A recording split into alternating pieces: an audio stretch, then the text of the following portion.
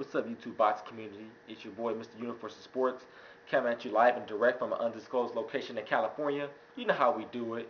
The first fight I'm going to cover for tonight is that Victor Ortiz versus that Antonio Diaz fight.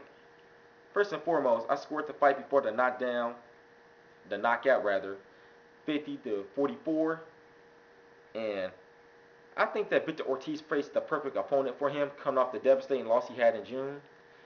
Obviously, Antonio Diaz was coming off a 3-year layoff, and he faced enough good opposition in Ricky Hatton and other great and good fighters at the 140-pound division to give Victor Ortiz a little push. But in the end, Victor Ortiz's talent overcame a lot and overcame his experience, and Victor Ortiz got the impressive knockout victory.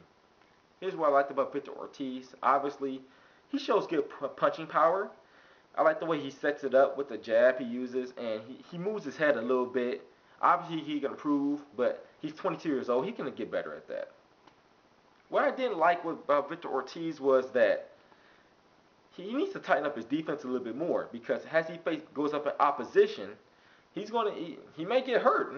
I mean, Antonio Diaz landed some pretty clean flush shots in a couple of rounds, and what I was seeing is that he got hit in the face a couple of times.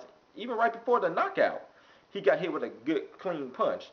But they didn't face Victor Ortiz, but it had to have been like a Manny Pacquiao or Ricky Hatton, fighters with more power, he would have gotten hurt or knocked out. Or knocked down, rather. So, obviously, he needs to tighten up his defense a little bit more. Hold his hand, keep one of his hands up before he throws a punch. Kind of like what Floyd Mayweather does, keeps his hand up and as he punches. But all in all, it was a good fight for Victor Ortiz. Also, I think he needs 2-3 more fights before he steps up in opposition or steps up to the big time. Obviously, there's a lot of good fighters at 140. It's one of the most talented divisions in boxing right now. You have Nate Campbell, Timothy Bradley, Lamont Pearson, Paulie Malignaggi. I think he needs a couple more fights before he steps up in opposition against those fighters. I think there's some fighters he could beat, like maybe a Juan Diaz. That would be a good challenge for him. Unfortunately, Juan Diaz lost tonight by unanimous decision, but I'm going to cover that in another video, which I'm going to do later tonight. But I think that would be a perfect fight for Victor Ortiz at this point for his next fight. But he's not ready for a Paulie Malignaggi because obviously he showed decent speed, but he's not quick, and Malignaggi's very quick, so I don't think he's ready for Malignaggi.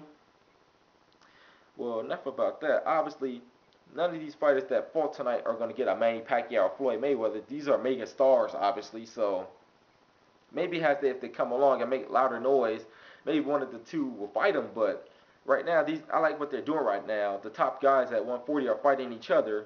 We're going to see which I'm going to cover tonight is the Timothy Bradley Lamont Pearson fight. That's what I like.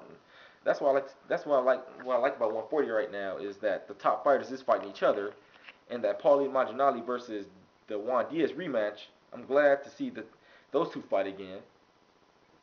Well, I'm gonna hit you back later tonight with another video, which is gonna be which is my take about that Paulie Malignaggi versus Juan Diaz fight. Holla at your boy, late.